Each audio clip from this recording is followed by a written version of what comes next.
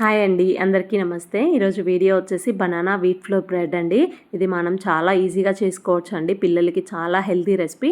Late చేయకుండా మనం రెసిపీలోకి వెళ్ళిపోదాం. దీనికోసం ఒక మిక్సీ జార్ తీసుకొని అందులోకి 2 బనానాలు, అలానే ఒక ఎగ్, ఒక హాఫ్ కప్పు బెల్లం పౌడరు, పావు కప్పు ఆయిల్, పావు కప్పు పాలను, అలానే vanilla essence 1 teaspoon add చేసుకొని దీన్ని మనం మిక్సీ పట్టుకోవాలండి. ఇప్పుడు మరొక బౌల్ని తీసుకొని దాని మీద జల్లెడ పెట్టుకొని 1 కప్పు గోధుమ పిండి, 1 teaspoon baking powder, half teaspoon baking soda, 2 table స్పూన్ల కోకో పౌడర్ని యాడ్ చేసుకోవాలండి.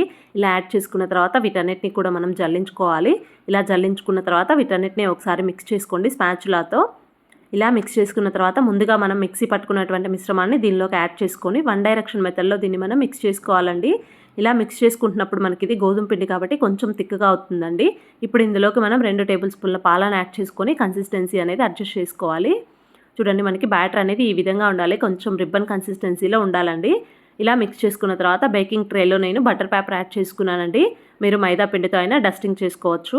ఇలా ఇప్పుడు దీనిలోకి మనం బ్యాటర్ అంతా కూడా ట్రాన్స్ఫర్ చేసుకోవాలి. ఇలా ట్రాన్స్ఫర్ చేసుకున్న తర్వాత దీన్ని ఒకసారి ట్యాప్ చేసుకోవాలండి. ఎయిర్ గ్యాప్స్ ఏమైనా ఉన్నా కూడా పోతాయి.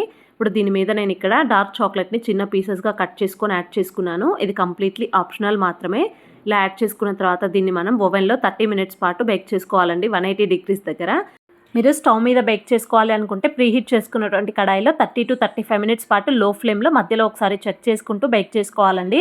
ఇక్కడ నాది 30 మినిట్స్ తర్వాత కంప్లీట్గా బ్రెడ్ అనేది బేక్ అయిపోయింది. ఇప్పుడు దీన్ని నేను చిన్న చిన్న పీసెస్ కింద కట్ చేస్తున్నానండి. కంప్లీట్గా చల్లారాకే మీరు డిమోల్డ్ చేసుకోవాలండి. ఇలా డిమోల్డ్ చేసిన తర్వాత కట్ చేసి చూపిస్తున్నాను చూడండి. మనకి కేక్ అనేది ఎంత స్పంజీగా రెడీ అయిందో, చాలా టేస్టీగా ఉంటుందండి. పిల్లలు తప్పకుండా లైక్ చేస్తారు. వీడియో కనుక నచ్చినట్లయితే సబ్స్క్రైబ్ చేసుకోండి ప్లీజ్.